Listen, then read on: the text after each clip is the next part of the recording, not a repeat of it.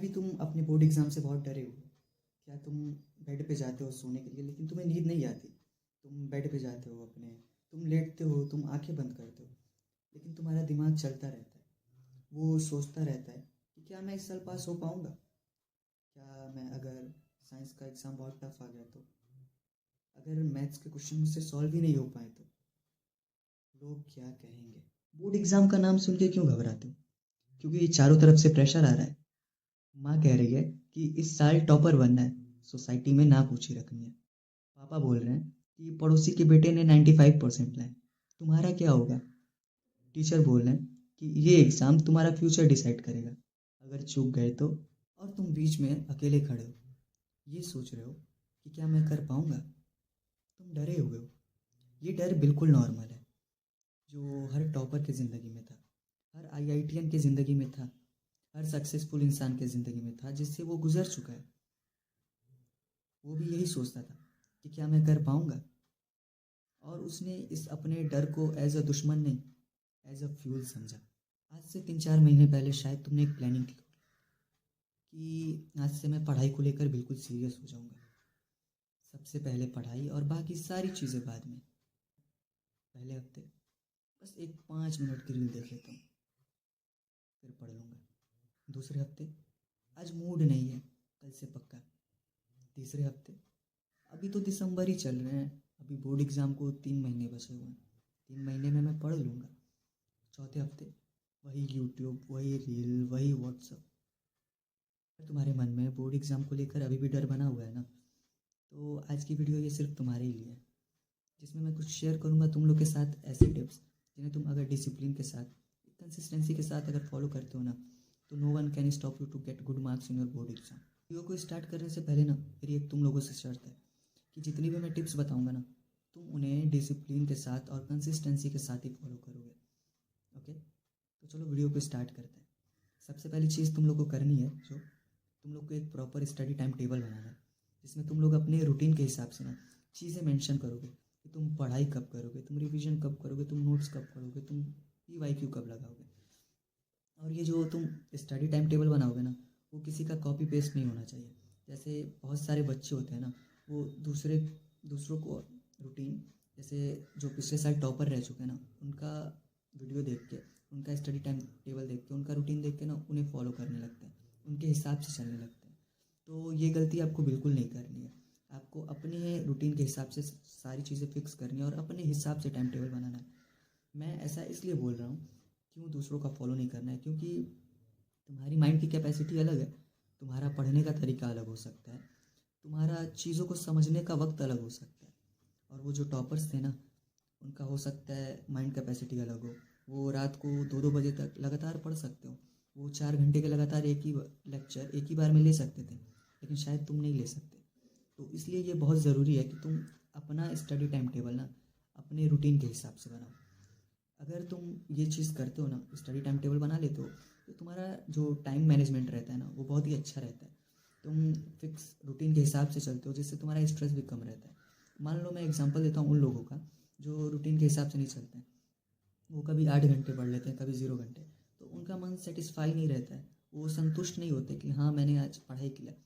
और तुम अगर चलते हो अपने इस स्टडी टाइम टेबल के हिसाब से, तो तुम्हें ऐसा लगेगा कि ना कि हाँ मैंने आज का टास्क अपना पूरा कर लिया। अगर तुम उसे डिसिप्लिन और कंसिस्टेंसी के साथ फॉलो डेली करते हो, तो तुम्हारा मन में ये रहेगा कि हाँ मैं डेली अपना टास्क पूरा कर रहा हूँ। तो इसलिए बहुत ज़रूरी है कि तुम एक प्रॉपर स्टडी टाइम टेबल बनाओ। दूसरा जो है वो है, hydrate your self a lot and eat light food. अपने आप को ज़्यादा से ज़्यादा पानी पी के हाइड्रेट रखो, जो कि एग्ज़ाम के दौरान बहुत ही ज़रूरी है, जिससे तुम्हारा ऑर्गन सिस्टम है ना, वो बहुत ही अच्छे से फंक्शन करेंगे। और सबसे ज़रूरी है तुम्हारा दिमाग का अच्छे से काम करना। तो ज़्यादा से ज़्यादा पानी पियो, इसे एक्टिव बनाओ, क्योंकि पढ़ाई में चीज़ों को समझना है ना, तो हाइड्रेट रखना खुद को बहुत ज़रूरी है। लाइट फूड इसलिए खाना है क्योंकि तुम अगर बहुत ही ज़्यादा हैवी फूड खाते हो, तो तुम्हारी ज़्यादा से ज़्यादा एनर्जी जो है डाइजेशन में लग जाएगी। तो अगर तुम्हारी ज़्यादा से ज़्यादा एनर्जी डाइजेशन में वेस्ट हो जा रही है, तो तुम पढ़ाई में वक्त क्या लगाओगे अपना, पढ़ाई में एनर्जी क्या ही दोगे अपना। तो इसलिए बहुत ज़रूरी है कि तुम अपने आप को ज़्यादा से ज़्यादा हाइड्रेट रखो और लाइट फूड खाओ। हाइड्रेशन से एक चीज़ और होती है, तुम्हें इससे एक एज अ चार्ज मिलता है, जिसे तुम पढ़ाई में लगा सकते हो। तीसरी चीज़ जो है वो take break between the lectures.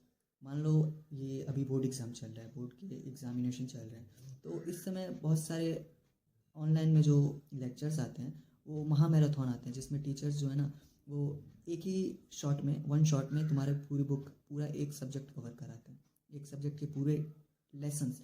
तो वो जाहिर सी बात है, तो लॉन्ग लास्टिंग ज़्यादा समय का होगा, 8 घंटे का हो गया, 10 घंटे का हो गया। तो तुम, इंसान की किसी की भी इतनी कैपेसिटी नहीं है कि वो एक बार में 8-10 घंटे का लेक्चर ले ले। तो इसलिए बहुत ज़रूरी है कि जब भी तुम्हें लगे कि मेरा कॉन्सेंट्रेट टूट रहा है, अब मैं चीज़ों को समझ नहीं पा रहा, तो तुम जाओ, तुम लेक्चर को बंद करो, तुम थोड़ा खुली हवा में जाओ, टेरिस पे चले जाओ, थोड़ा चाय पी लो, थोड़ा स्नैक्स खा लो, जैसे नमकीन बिस्किट, थोड़ा म्यूज़िक सुन लो फेवरेट। इससे क्या होता है ना, तुम्हारा माइंड रिफ़्रेश हो जाता है, इससे तुम्हारी माइंड को रिफ़्रेशमेंट मिलती है, और जब तुम दोबारा पढ़ने बैठोगे ना, तुम ऑब्ज़र्व करोगे कि जितनी मैंने चीज़ें पढ़ी थी वो मुझे याद भी है, और जो मैं चीज़ें पढ़ रहा हूँ वो मुझे समझ में भी आ रही है। तो माइंड को रिफ़्रेश करने के लिए ना बहुत ज़रूरी होता है कि तुम अपने लेक्चर के बीच में गैप लो, और इससे तुम्हें एनर्जी भी एक नई मिलती है। तो बहुत ज़रूरी होता है लेक्चर्स के बीच में गैप लेना। चौथी चीज़ जो तुम्हें करनी है वो है रिड्यूस योर स्क्रीन टाइम।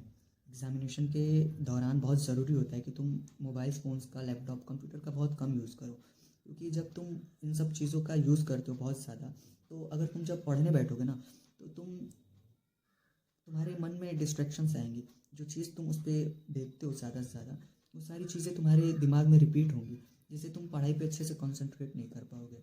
तो एग्ज़ाम के दौरान ये बहुत ज़रूरी होता है कि तुम स्क्रीन टाइम थोड़ा रिड्यूस करो। इवन मैं तो यही कहना चाहूँगा कि जब तुम्हारे एग्ज़ाम चल रहे हो ना, तो अपना फ़ोन, लैपटॉप्स जो है तुम ड्रॉवर में रखो, ताला बंद कर दिया करो। पांचवी चीज़ जो है ना वो टेक प्रॉपर स्लीप। एग्ज़ाम के दौरान, इवन हमारे डेली लाइफ में भी हमें एक अच्छी नींद लेनी चाहिए। एक एवरेज ह्यूमन की, जानते हो कितनी नींद लेनी चाहिए? एवरेज है 7 से 8 घंटे। तो इतनी नींद हमें डेली लेनी ही चाहिए, और इस समय तो तुम लोग को बिल्कुल ही लेना चाहिए, क्योंकि तुम्हारे एग्ज़ाम्स चल रहे हैं। अगर तुम अच्छी नींद नहीं लोगे, सही समय पे सोओगे नहीं, तो तुम जब अगले दिन उठोगे ना, और जब अपना लेक्चर लेने बैठोगे, तो तुम फील करोगे कि अरे मुझे एनर्जेटिक मैं फील नहीं कर पा रहा हूँ, मुझे नींद आ रही है। तो तुम चीज़ों को अच्छे से कॉन्सेंट्रेट नहीं कर पाओगे। नींद नहीं लोगे तो तुम्हारा माइंड भी फ्रेश नहीं फील करेगा, और तुम्हारा माइंड फ्रेश नहीं फील करेगा तो तुम चीज़ों को समझ ही नहीं पाओगे।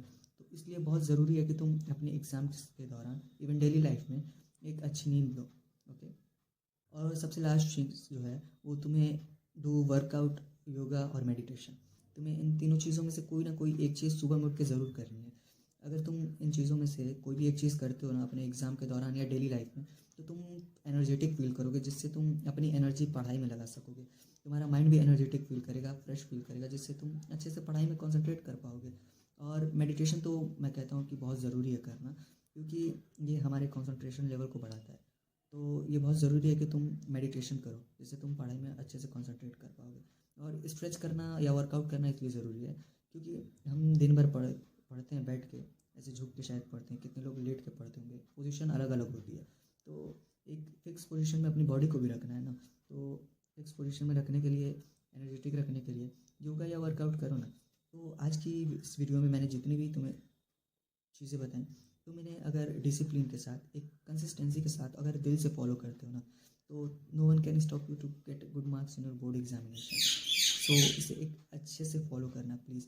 जो तुम पहले गलतियाँ कर चुके हो, जो तुमने शेड्यूल बनाया था 3-4 महीने पहले आज से, और उसे टालते गए, कल करूँगा, कल करूँगा, कल करूँगा, अगर आज भी ये तुम चीज़ करते हो ना, तो ज़्यादा वक्त नहीं बचा हुआ है। ओके। तो चीज़ें कोशिश करना कि तुम दिल से, कंसिस्टेंसी के साथ और डिसिप्लिन के साथ फॉलो करो। अगर तुम ये करते हो ना, तो तुम्हारे अच्छे मार्क्स आएंगे, डेफिनेटली आएंगे, तुम्हें कोई रोक नहीं सकता। Thank you.